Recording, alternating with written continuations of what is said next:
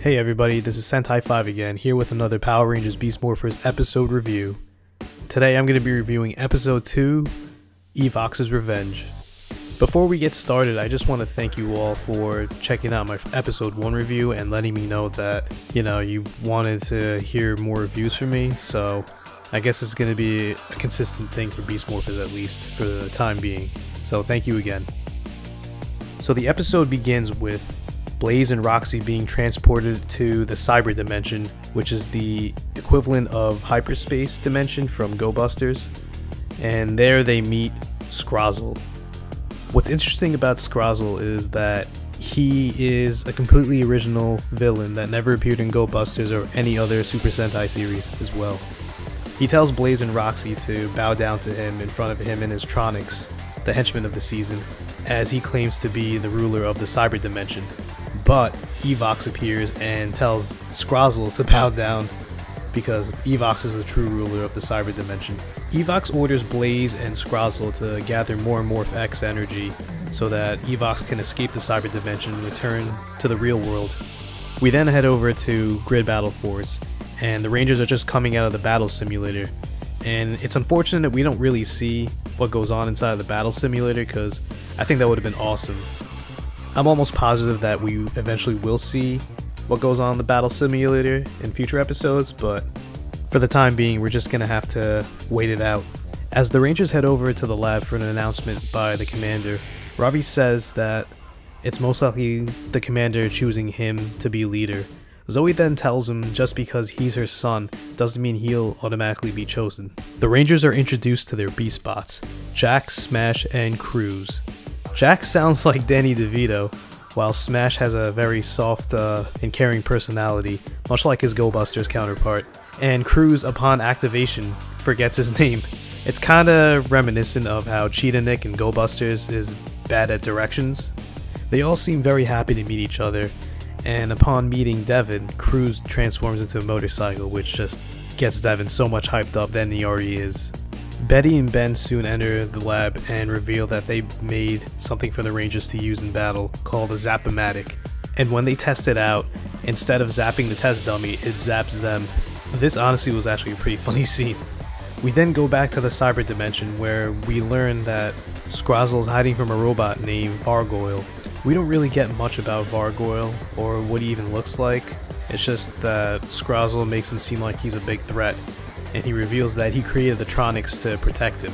Scrozzle then reveals that he found Morph X keys in the wreckage and upgraded them for both Blaze and Roxy to use to teleport and also to help them morph into their Ranger forms. Back at Grid Battle Force, the Rangers are shown their new Zords. The commander then says it's time to select a new leader. Robbie steps in and says he's prepared for it, while Zoe says that she wants the role. Ravi goes on about how he's the only one who has the most experience since he actually trained to be a ranger, while Zoe rebuttals with her having organized the entire laundry for Grid Battle Force. Ravi teases her, thinking that's not a tough task, while his own mother, says, "How would you know? You never done a piece of laundry in your life." She literally burns him right there. The commander then asks Devin what he thinks, and as he's answering, his attention gets drawn to the Cheetah Blaster, which is interfaced specifically for the Red Ranger's Beast Racer Zord. The alarm goes off and the team finds out that there's a security breach at a Morph X distribution center. Ben and Betty volunteer to go as backup. The Rangers meet Scrozzle and find Blaze siphoning Morph X energy from a truck. Blaze summons the Tronics, which leads into an awesome unmorphed fight. As the fight continues, Ravi and Zoe continue to one-up each other as to why they should be leader, and Devin jumps in telling them to stop fighting each other and focus on the monsters. Scrozzle uses one of his keys to create a Robotron, which are monsters of the day, called Cyclotron. The Rangers then morph and fight Cyclotron and the Tronics while Blaze and Scrozzle teleport out. As the fight goes on, a dog runs onto the battlefield and Devin instantly freezes. While fighting Cyclotron, Ravi overheats and has a completely aggressive personality take over.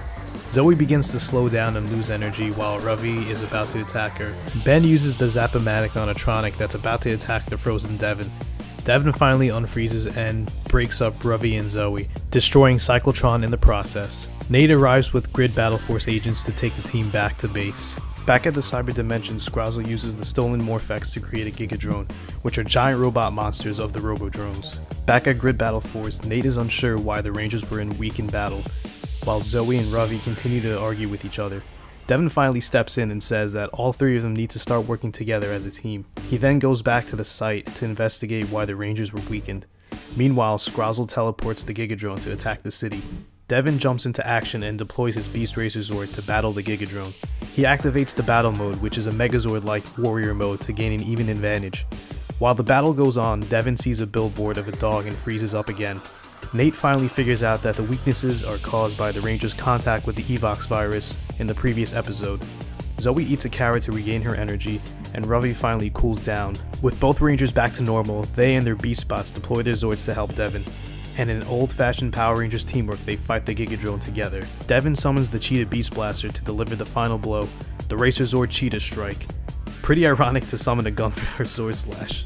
Back at base, the commander congratulates the Rangers on a successful first mission. Ravi and Zoe decide that Devin would make a great leader for the team after reminding them what teamwork is all about. Devin also thanks Ben and Betty for their help throughout the episode, and it all ends with a group hug with the Beast Bots, when suddenly Ben's Zap-O-Matic goes off. Overall, I thought the episode was fantastic, especially continuing off from where the first episode ended. Even though the Rangers are wearing different clothes from the first episode, it felt like a two-parter. I mean, well, I guess you can technically say it was a two-parter. There was quite a bit revealed here, and I thought it really helped the story move. We got introduced to the Beast Bots, who seem to retain the characteristics of their Go Busters counterparts, the Buddy Roids, except for the alteration of crews. In Go Busters, Cheetah Nick was very forgetful for directions. Here for Cruz, it seems like he's very forgetful for a lot of other things because he couldn't remember his name. We get a look at the Zords also in what appears to be brand new footage. Seeing all three of them together in the hangar like that, it just looks so beautiful. In case you haven't realized, I'm a huge fan of the Go Busters mecha. I was genuinely surprised that the Go Busters weak points were carried over to Beast Morphers and pretty much were the same. Only differences was how red freezes at the sight of dogs instead of chickens, and how yellow has to eat carrots for energy instead of candy. In Go Busters, the weak points were done so the team worked like a computer on the field, freezing, overheating, and slowing down. In Beast Morphers, it's explained as an effect from being in contact with the Evox virus, which is really cool. I actually like this explanation in Power Rangers more than Go Busters, even though I like the Go Busters explanation a lot as well. We got another amazing unmorphed fight, this time against the Tronics. During the fight, Ravi and Zoe had some nice competition against each other to see who could be the better leader, while Devin just focused at the task at hand. I loved how Blaze goes, "Want another karate lesson?" and Devin responds, "There's plenty I can teach you," and proceeds to kick Blaze's ass. It was a great fight, and it shows that Devin, while the chill guy he is, knows how to really get serious when it comes to it. It was a really good exchange between both characters, and it just continues their awesome rivalry that I hope just continues to get better and better, because that one-on-one fight was really good. I felt that the team came together in a very genuine, different, and unique way. It started out as a competition for leader, especially between Ravi and Zoe, and they eventually lost sight of the mission, while Devin stayed focused, and all it took was for the Rangers to get weakened in battle for them to start realizing that they need to work together. It was great of Devin to get both of them to open their eyes like that. Like I said before, despite his easygoing, fun-loving attitude, he knows when it's time to do the right thing and is willing to do whatever he can to help. I hope we see the battle simulator sometime soon. I figured it would be an easy way to burn through Sentai footage while doing a holographic fight against Tronics or Robotrons that Hasbro doesn't plan on using in regular episode plots. Or they might just stick with original footage for the battle simulator, or maybe a combination of both. We have no idea just yet. I absolutely love how Betty and Ben want to genuinely help the Rangers out, from making inventions to the point of them going out to the field to back up the Rangers. They even get thanked for their efforts at the end of the episode. Devin even takes notice that they work so well as a team, even more so than the Beast Morphers do at this point in the episode. Another thing I liked was how the Grid Battle Force agents went onto the field to get the Rangers out of there once they got weakened. Honestly, I don't think we really see that often with other organizations for Power Rangers, but here they really made use of it and I really appreciated it. Scrozzle looks like a villain out of Go Wanger, the Sentai that Power Rangers RPM was adapted from. For an original monster design, his suit looks pretty good. For those of you who don't know, Hasbro really put money into recreating the suits and props from Go Busters, and it seems that they also put some money into making an original monster suit. Props to you guys, you did a really good job. That concludes my review for episode 2 of Beast Morphers.